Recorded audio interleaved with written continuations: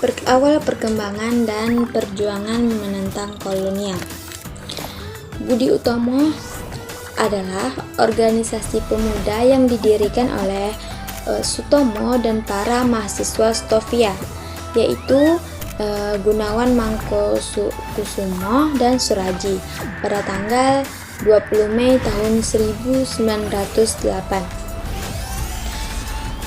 Budi Utomo ini adalah organisasi modern yang pertama berdiri. Organisasi ini bersifat sosial ekonomi, bertujuan untuk kemerdekaan Indonesia. Walaupun pada awalnya organisasi ini hanya ditujukan bagi golongan berpendidikan Jawa. Saat ini tanggal berdirinya Budi Utomo diperingati sebagai Hari Kebangkitan Nasional. Demi untuk mencapai tujuannya, Budi Utomo bergerak pada bidang pendidikan. Kemudian Budi Utomo membuat program penggalangan dana pendidikan, juga bidang kebudayaan melalui pengembangan kebudayaan Jawa. Akan tetapi perkembangan Budi Utomo nggak terlalu pesat. Soalnya ruang lingkup mereka tidak terlalu besar atau terlalu sempit. Hanya berfokus kepada Jawa dan Madura saja, sehingga mereka kalah pamor dalam organisasi Syarikat Islam yang secara keanggotaan terbuka bagi berbagai kalangan masyarakat. Tanpa ada batasan wilayah, Budi Utomo mengalami fase perkembangan penting saat kepemimpinan Pangeran Notodirjo. Saat itu, Douwes Dekker merupakan seorang Indo-Belanda yang sangat memperjuangkan bangsa Indonesia. Dengan terus terang menunjukkan kata politik ke dalam tindakan yang nyata, berkat pengaruhnya mengenai tanah air Indonesia. Makin lama makin bisa diterima dan masuk ke dalam pemahaman orang Jawa. Maka muncullah Indies Partij yang sudah lama dipersiapkan oleh Douwes Dekker. Melalui aksi persnya, perkumpulan ini bersifat politik dan terbuka bagi seluruh rakyat Indonesia, tanpa terkecuali baginya tanah air, api, udara, atau Indonesia adalah di atas segala-galanya. Pada tanggal 3 sampai 5 Oktober 1908, Budi Utomo menyelenggarakan kongres pertamanya di kota Yogyakarta. Hingga diadakannya kongres yang pertama ini, Budi Utomo telah memiliki 7 cabang di beberapa kota, yakni yang pertama yaitu ada Batavia, Bogor, Bandung, Magelang, Yogyakarta, Surabaya, dan Ponorogo. Pada kongres di Yogyakarta ini diangkatlah Raden Adipati Tirtokusumo atau mantan Bupati Karanganyar sebagai Presiden Budi Utomo yang pertama. Semenjak dipimpin oleh Raden Adipati Tirtokusumo, banyak anggota baru di Budi Utomo yang bergabung dari kalangan bangsawan dan pejabat kolonial, sehingga banyak anggota muda yang memilih untuk menyingkir pada saat itu.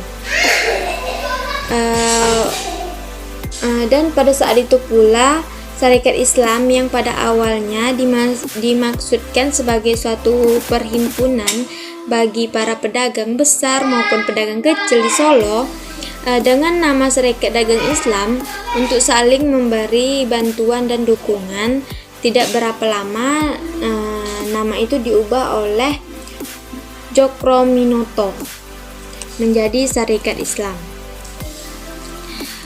Tujuannya untuk mempersatukan semua orang Indonesia yang hidupnya tertindas oleh penjajahan, Sudah pasti keberadaan perkumpulan ini ditakuti oleh orang Belanda. Munculnya gerakan yang bersifat politik semacam itu menyebabkan Budi Utomo agak terdesak ke belakang. Kepemimpinan perjuangan orang Indonesia diambil alih oleh Serikat Islam dan Indies Party karena dalam area politik Budi Utomo memang belum berpengalaman. Karena gerakan politik perkumpulan-perkumpulan tersebut, makna nasionalisme makin dimengerti oleh kalangan luas. Ada beberapa kasus yang memperkuat makna tersebut. Ketika pemerintahan Hindia Belanda hendak merayakan ulang tahun kemerdekaan negerinya dengan menggunakan uang orang Indonesia sebagai bantuan kepada pemerintah yang dipungut melalui pejabat Pangraja Pribumi, misalnya, rakyat menjadi sangat marah. Kemarahan itu mendorong Suwardi Suryaningrat yang kemudian bernama Ki Hajar Dewantara untuk menulis sebuah artikel yang berjudul Als is Nederland was, atau yang artinya seandainya saya seorang Belanda, yang dimaksudkan sebagai tujuan sindiran yang sangat pedas terhadap pihak Belanda. Tulisan itu pula yang menjobloskan dirinya bersama dua teman dan pembelanya, yaitu Douwes Dekker dan Tirto Mojongkusumo, ke penjara oleh pemerintah Hindia Belanda.